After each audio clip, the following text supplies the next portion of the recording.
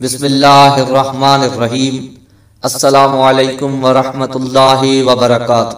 دوستو، آج سے ہم ماہ مبارک کے مخصوص اعمال ہر دن اور رات کے آپ کے لیے پیش کریں گے۔ بس آپ سے تعاون کی گزارش ہے کہ ہمارے اس کار خیر میں تعاون کریں اور خود بھی سبسکرائب کریں اور دوستوں تک اس کو شیئر کریں تاکہ ہمارے دوسرے مومنین بھی اس سے مستفید ہو سکیں۔ تو دوستو، پہلی تاریخ کے اعمال میں سے پہلا یہ ہے کہ آب جاری میں غسل کرنا مستحب ہے، اور دوسری اہم بات جو پہلی تاریخ کے لیے بہت ہی اہم ہے اور بڑی مفید اور مجرب ہے، وہ یہ ہے کہ 30 چلو پانی بھر کے، یعنی ایک چلو پانی بھرے اور سر پر رکھے، پھر دوسرا چلو پانی کا بھرے، پھر سر پر رکھے، پھر تیسرا چلو، اس طرح سے 30 چلو پانی سر پر ڈالے تو پورے سال بیماریوں اور دردوں سے دور رہے گا۔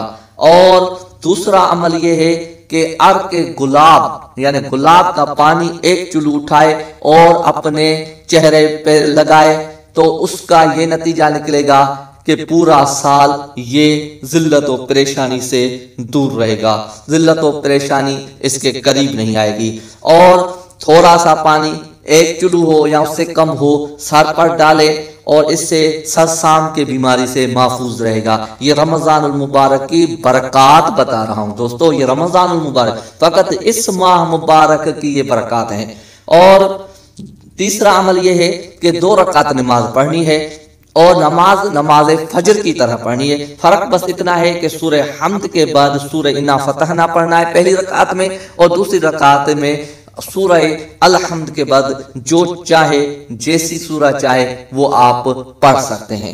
دوستو، یہ 4 اعمال ہوئے۔ 5واں اعمال طلوع فجر کے بعد یہ دعا پڑھنی ہے، اور یہ آپ کو مفاتی وغیرہ میں مل جائے گی، نہیں تو ہم آپ کو یہاں پہ پڑھ کے سنا دیتے ہیں کہ اللہم قد حضر شہر رمضان وقد افترضت علینا صیامہ وانزلت فیہ القرآن ہدی للناس وبینات من الہدی والفرقان اللہم اعنا علی صیامہ وتقبلہ منا وتسلمہ منا وسلمہ لنا فی یسر منک وعافیت انک علی کل شیء قدیر۔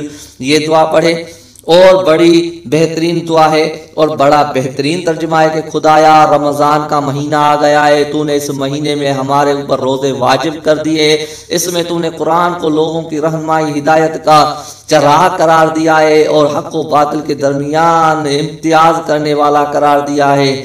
ایسی کتاب کو تم نے اس ماہ میں نازل فرمایا ہے، خدایا ہمیں اس مہینے میں روزہ رکھنے کے حوالے سے ہماری مدد فرما اور اسے ہم سے قبول فرما، اور ہمیں اس مہینے میں سالم رکھ، اور اس میں ہمارے لیے اپنے جانب سے آسانی اور عافیت عطا فرما، بالتحقیق تو ہر چیز پر قادر، بخشنے والا بڑا مہربان ہے۔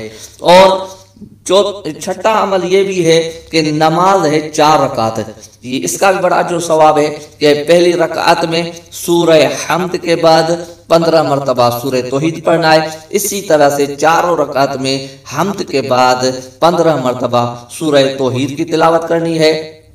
یہ چھٹا عمل دعا ہے، اللہم اجعل صیامی فیہ صیام الصائمین وقیامی فیہ قیام قائمین ونبہنی فیہ عن نومۃ الغافلین وحب لی جرمی فی یا الہ العالمین واعف عنی یا عافی عن سعید ابن جبیر کہتا ہے کہ میں نے ابن عباس سے کہا کہ کوئی شخص اگر رمضان المبارک میں روزہ رکھتا ہے تو اس کو کیا ثواب ملتا ہے؟ تو ابن عباس نے کہا میں تجھے آج وہ حدیث سناتا ہوں جو نہ تیرے کان نے کبھی سنی ہوگی نہ تیرے دل میں سے کبھی گزری ہوگی، وہ ایسی حدیث ہے جو علم اولین و علم آخرین ہے۔ اے سعید بن جبیر کہتا ہے کہ میں اس وقت اس کے پاس سے چلا گیا اور پھر دوسرے دن کو آمدہ ہو کے آیا۔ جب صبح کو سفیدی ظاہر ہوئی اور میں ان کے پاس گیا تو صبح کی نماز ان کے ساتھ ادا کی۔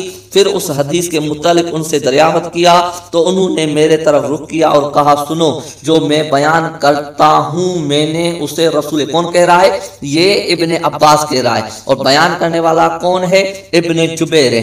ابن جبیر کہہ رہا ہے کہ ابن عباس نے کہا کہ رسول خدا سے میں نے سنا ہے پہلے دن کی جو فضیلت ہے کہ خدا میری امت کے لیے، کون فرما رہا ہے؟ رسول خدا فرما رہا ہے، خدا میری امت کے تمام گناہ جو ظاہر اور پوشیدہ ہوں معاف کر دے گا، اور ان روزے داروں کے لیے یعنی تمہارے لیے رسول فرما رہا ہے 1000 درجے بلند کرے گا، اور ان روزے داروں کے لیے 50 شہر کو بنائے گا، یعنی جنت میں روزے داروں کے لیے فقط 50 شہر بنائے جائیں گے۔ آپ سے یہ گزارش ہے کہ ہر روز انشاءاللہ آپ کے پاس جیسے یہ کلپ پہنچے آپ خود بھی سنیں اور دوستوں تک بھی اس کو شیئر کریں۔ خدا آپ کا حامی اور ناصر رہے۔ والسلام۔